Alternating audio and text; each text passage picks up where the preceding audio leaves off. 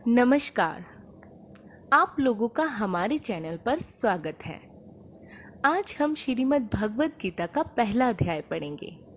तो चलिए बिना किसी देरी के शुरू करते हैं। श्री ओम नमो भगवते वासुदेवाय वासुदेव विश्वेश्वराय आदि पुरुष अपरंपार आलेख पुरुषाय नमः। दोहा। जगत बंधु ज्योति स्वरूप जिये की जानन हार, हरि यश मांगन आयो दास प्रभु के द्वार। श्री भगवान जी ने अर्जुन को जो गीता का ज्ञान दिया सो मुझे मिले। हे भय भंजन श्री कृष्ण जी से किशोर दास मांगता है, हे प्रभु गीता ज्ञान के उच्चारण करने से तुम्हारे भक्त पुण्य ब्रह्मा को पाते हैं। हे प्रभु मैं आपकी शरण में पड़ा हूँ। किशोर दास और कृष्ण दास अति दीन गरीब हैं और आप परम प्रवीण आरत दुख भंजन हो। हे श्री कृष्ण भगवान तेरे संतों और भक्तों के हेतु मैं यह ज्ञान भाषा में कहता हूँ। जब कौरव और पांडव महाभारत के युद्ध को चले तब राजा धृतराष्ट्र ने कहा, मैं भी युद्ध को देखने चलूंगा। तब श्री व्यास जी ने कहा, हे राजन नेत्रों के बिना क्या देखोगे। राजा धृतराष्ट्र ने कहा, देखूंगा नहीं तो श्रवण तो करूंगा। तब व्यास जी ने कहा, हे राजन तेरा सारथी संजय जो कुछ महाभारत के युद्ध की लीला कुरुक्षेत्र में होगी सो यहाँ बैठे ही श्रवण करावेगा। व्यास जी के मुख से यह वचन सुन संजय ने विनती करी, हे प्रभु यहाँ हस्तिनापुर में बैठे कुरुक्षेत्र की लीला कैसे जानूंगा तथा राजा को किस भांति कहूँगा। तब व्यास जी ने संजय को यह वचन कहा, हे संजय मेरी कृपा से तुझे यहाँ ही सब दिखाई देगा। व्यास जी के इतना कहते ही संजय की दिव्य दृष्टि हो गई और बुद्धि भी दिव्य हो गई। अब आगे महाभारत का कौतुक कहते हैं तो सुनो। 7 अक्षौहिणी सेना पांडवों की और 11 अक्षौहिणी सेना कौरवों की, यह दोनों सेनाएं कुरुक्षेत्र में सब एकत्र हुई। तब धृतराष्ट्र ने पूछा, हे संजय धर्म के क्षेत्र कुरुक्षेत्र में युद्ध की इच्छा से एकत्र हुए मेरे और पांडु के पुत्रों ने क्या किया। संजय ने कहा, पांडवों की सेना को विहुति देखकर दुर्योधन आचार्य द्रोण के समीप जाकर कहने लगे, हे आचार्य देखिए आपके शिष्य बुद्धिमान द्रुपद पुत्र ने पांडवों की बड़ी सेना की कैसे व्यूह रचना की है। इस सेना में अर्जुन भीम जैसे बड़े बड़े धुंधारी वीर विराट महारथी द्रुपद धृष्टकेतु चिकितान बलवान काशीराज पुरुजित कुंती भोज नरों में श्रेष्ठ शेव्य प्रक्रमी युद्धामन्यु बलवान उत्मोजा अभिमन्यु और द्रौपदी के पुत्र सबके सब महारथी हैं। हे ब्राह्मण श्रेष्ठ आपके सम्राट अब मैं अपनी सेना के प्रधान सेनापतियों के नाम बताता हूँ। आप भीष्म कर्ण युद्ध विजयी कृपाचार्य अश्वत्थामा विकर्ण सोमदत्त का पुत्र भूरिश्रवा और बहुत से शूरवीर मेरे लिए प्राण तक देने के लिए तैयार हैं। ये लोग शस्त्र चलाने के अति निपुण हैं। हमारी सेना को जिसमें भीष्म रक्षक हैं अपरिमित बल है और उनकी सेना जिसमें भीम रक्षक हैं थोड़ा बल है। अब आप सब अपने अपने मोर्चों पर सावधान रहकर सेनापति की रक्षा कीजिए। भीष्म पितामह ने दुर्योधन को प्रसन्न करते हुए शंख बजाया। फिर वहां चारों ओर शंख नगाड़े ढोल गोमुखादि बाजे बजने लगे जिनका बड़ा भयंकर शब्द हुआ।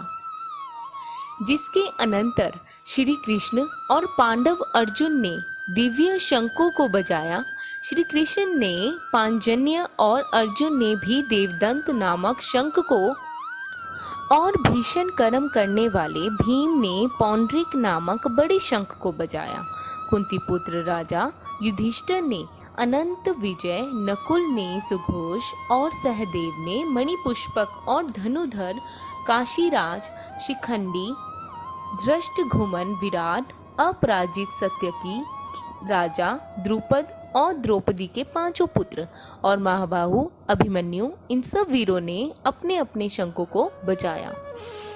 उन शंखों के भारी शब्द से आकाश और पृथ्वी गूंज उठे और धृतराष्ट्र के पुत्रों के हृदय कांप उठे। हे राजन, अर्जुन ने कौरवों को युद्ध के लिए प्रस्तुत देखकर धनुष उठाकर श्री कृष्ण से कहा कि हे अच्युत, मेरा रथ दोनों सेनाओं के बीच में खड़ा कीजिए, जिससे मैं युद्ध करने वालों को देख लूं कि इस रणभूमि में मुझे किन किन के साथ युद्ध करना है। दुर्विधु दुर्योधन से प्रीति करने वाले जो युद्ध के लिए यहाँ एकत्रित हुए हैं, उनको देखूंगा। संजय ने कहा, हे राजन, अर्जुन की बात सुनकर श्री कृष्ण ने भीष्म, द्रोण आदि वीरों के सामने उत्तम को खड़ा करके कहा कि हे वीर, युद्ध के लिए उगत इन कौरवों को देख लो। अर्जुन ने चाचा, बाबा, गुरु, मामा, भाई, पुत्र, पौत्र, मित्र, ससुर और स्वजनों को शास्त्रों से सुसज्जित खड़े देखा और उनसे इन दोनों सेनाओं में अपने ही सब बांधवों को देखकर परम दर्याद होते हुए यह वचन कहे, हे कृष्ण, युद्ध की इच्छा से आए हुए इन अपने बंधुओं को देख मेरे अंग ढीले होते जाते हैं और मुख सूखा जा रहा है। मेरा शरीर बेकल होता है, गांडीव हाथ से गिरा जाता है। हे केशव, मुझ में यहाँ खड़े रहने की सामर्थ्य नहीं है और सब लक्षण मैं उल्टी देख रहा हूँ और संग्राम में अपने स्वजनों का वध करके कोई लाभ नहीं होगा। हे कृष्ण, मैं जीत, राज्य और सुख भी नहीं चाहता हूँ। हे प्रभु, हमको राज्य, भोग तथा जीवन से क्या काम है, क्योंकि जिनके लिए राज्य, भोग और सुख की इच्छा की जाती है वे सब इस युद्ध में प्राण और धन की इच्छा छोड़ मरने को तैयार हैं और आचार्य, पिता, पुत्र, पितामह, माता, ससुर, पौत्र, साले और संबंधी ये सब मुझे मारे तो भी हे मधुसूदन, मैं इन्हें मारने की इच्छा नहीं करूँगा। हे जनार्दन, धृतराष्ट्र के पुत्रों को मारकर हमारा क्या भला होगा, इसलिए हमें अपने भाई धृतराष्ट्र के पुत्रों को मारना अनुचित है। हे माधव, स्वजनों को मारकर क्या हम सुखी हो सकते हैं? ये सब लोभ के वशीभूत हैं और कुल का नाश करने तथा मित्र द्रोह करने में पाप को नहीं देखते। कुल नाश के दोष को जानते हुए भी हमको इस पातक से क्यों नहीं दूर रहना चाहिए? कुल का नाश होने से कुल के प्राचीन धर्म नष्ट हो जाते हैं, फिर धर्म नाश होने से कुल में पाप बढ़ता है। हे कृष्ण, पाप से कुल की स्त्रियां व्यभिचारिणी होती हैं, जिससे वनशंकर संतान उत्पन्न होती है। वह वनशंकर जिन पुरुषों ने कुल को नष्ट किया है उनको तथा उस कुल को नरक में पहुंचाते हैं, क्योंकि श्रद्धा, तर्पण आदि बंद हो जाते हैं। वनशंकर बनाने वाले दोषों से कुल ध्वंसकों के जाति, धर्म और कुल धर्म निरंतर नाश होते हैं। हे जनार्दन, मैंने बराबर सुना है कि कुल धर्म नष्ट होने से निश्चय नरक वास करना होता है। हाय, हम बड़ा पातक करने को तैयार हैं, जो राज्य सुख के लोभ से स्वजनों को मारने की कोशिश कर रहे हैं। शस्त्रों को धारण किए हुए धृतराष्ट्र के पुत्र यदि मुझ शस्त्र रहित और उपायहीन का रणभूमि में वध कर डालें तो मेरा बहुत कल्याण होगा। संजय ने कहा, हे राजन, यह कहकर दुखित होकर अर्जुन ने धनुष बाण फेंक दिया और रथ के पिछले भाग में जा बैठा। कृष्ण ज्ञान। श्री कृष्ण जी कहते हैं, खुद को कमजोर समझना ही सबसे बड़ा पाप है। अगर आप गिरते हो तो उठने का साहस करो, लड़ो, पूरी निष्ठा से अपना कर्तव्य कर्म निभाओ, बाकी सब मुझ पर छोड़ दो। जय श्री कृष्ण।